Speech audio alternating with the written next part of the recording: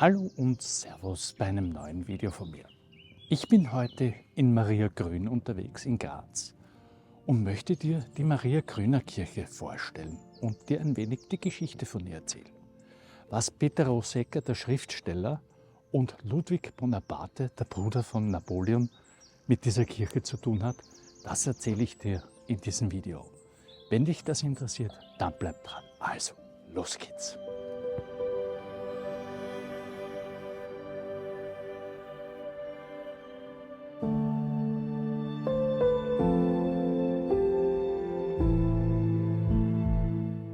Versteckt im idyllischen Maria Grüner Wald am Rande von Graz liegt ein barockes Juwel.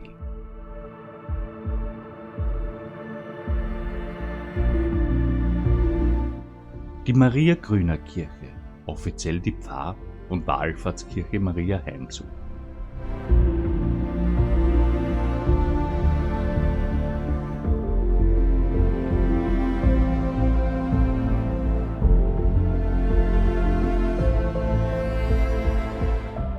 Ihre Geschichte ist eng verwoben mit dem Glauben, der Kultur und den Wechselfällen der Geschichte.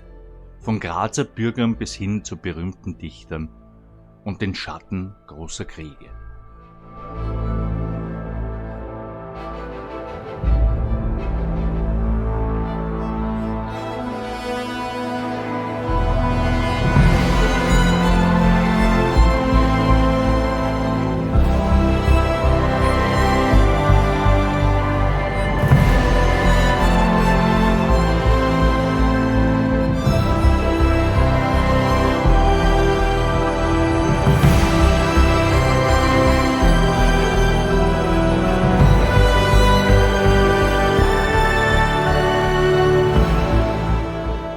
Alles begann ganz bescheiden. Die erste urkundliche Erwähnung stammt aus dem Jahr 1668. Damals stand hier eine einfache Holzkapelle, gestiftet von einem Herrn Jakob von Schmelzer. Ein kleiner Ort der Andacht inmitten der Natur.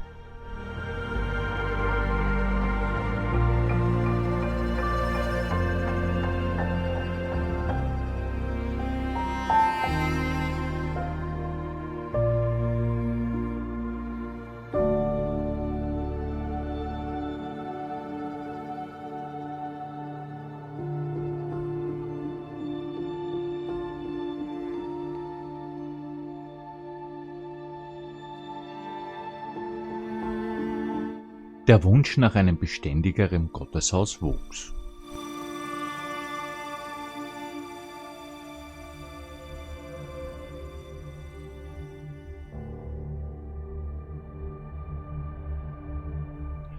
Zwischen 1708 und 1710 ersetzte der Grazer Bierbrauer Andreas Greithofer die Holzkapelle durch einen ersten steinernen Bau. Doch auch diese Kapelle erwies sich bald als zu klein für die wachsende Zahl der Gläubigen.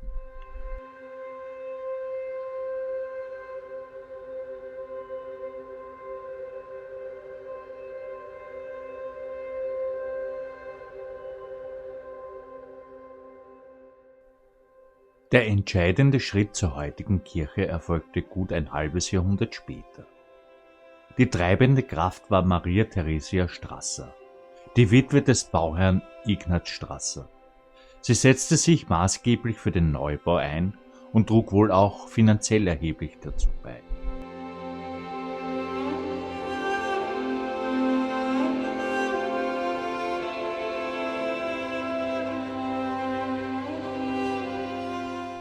Von 1769 bis 1774 wurde die heutige Kirche im Stil des Spätbarock errichtet. Als Baumeister zeichnete der renommierte Grazer Architekt Josef Hueber verantwortlich. Im Jahr 1774 konnte die neue Kirche schließlich feierlich geweiht werden.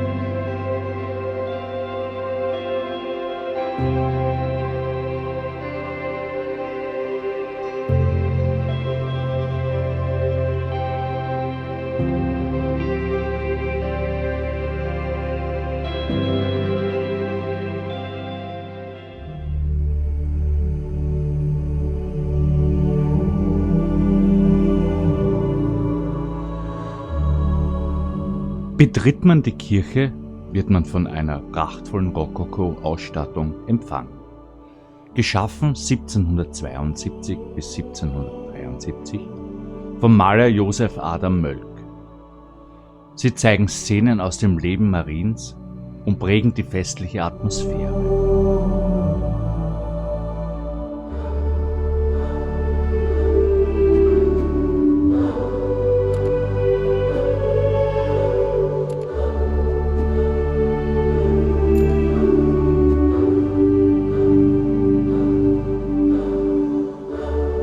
Doch auch unruhige Zeiten gingen an Maria Grün nicht spurlos vorüber.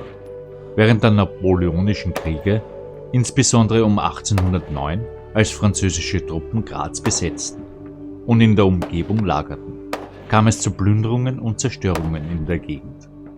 Die Kirche überstand diese turbulente Epoche, ein stiller Zeuge europäischer Konflikte.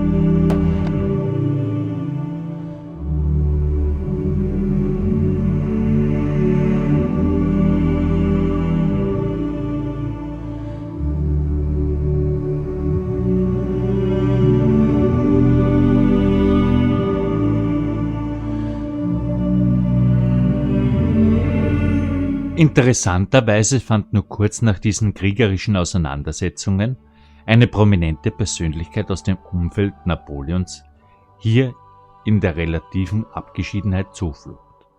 Ludwig Bonaparte, ein Bruder Napoleons und ehemaliger König von Holland.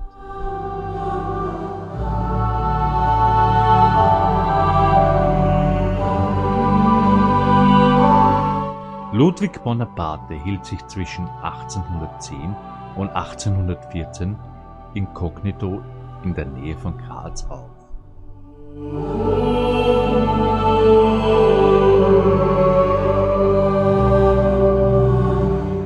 Es ist gut möglich, dass er die idyllische Lage und die Kirche von Maria Grün während seines steirischen Exils ebenfalls kannte oder besuchte. Ein faszinierender Kontrast von Krieg und Rückzugsort.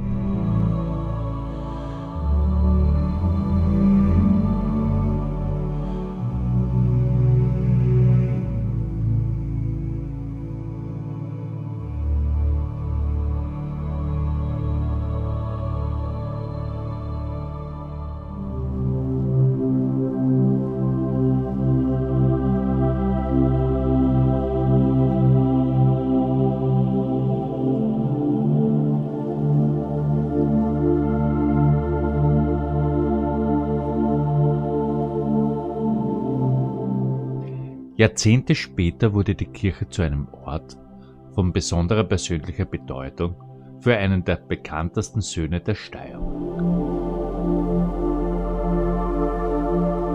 Der Schriftsteller Peter Rosegger heiratete hier am 13. Mai 1873 seine erste Frau Anna Bichl.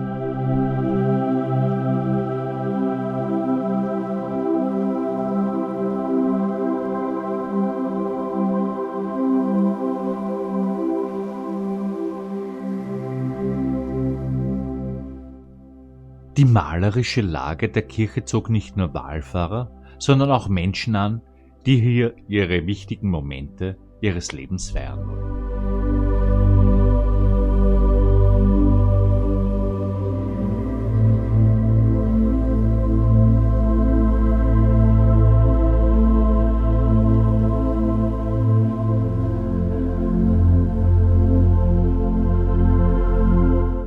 Die weitere Ausstattung wie der Hochaltar, die Seitenaltäre und die Kanzel stammt großteils noch aus der Bauzeit.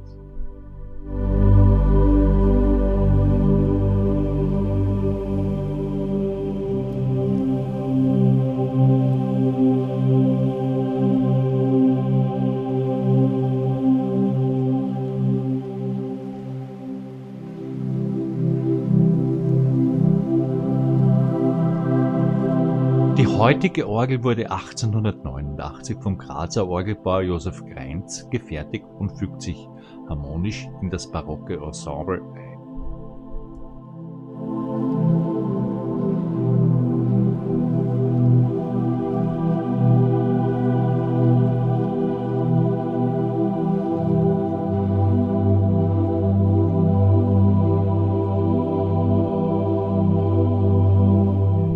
Über die Jahrhunderte diente die Maria-Gröner-Kirche als beliebtes Wallfahrtsziel.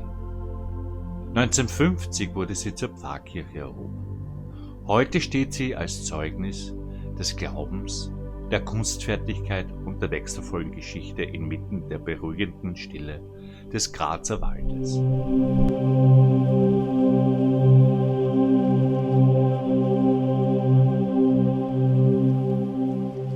Ja, das war das Video über die Maria-Gröner-Kirche hier in Graz, in Maria Trost. Wenn dir das Video gefallen hat, dann lass mir einen Daumen hoch da und abonniere vielleicht meinen Kanal. Somit verpasst du keine geschichtlichen Videos mehr von mir. Freue mich bis zum nächsten Mal. Ciao, ciao, dein GoTraveler. Also, ciao.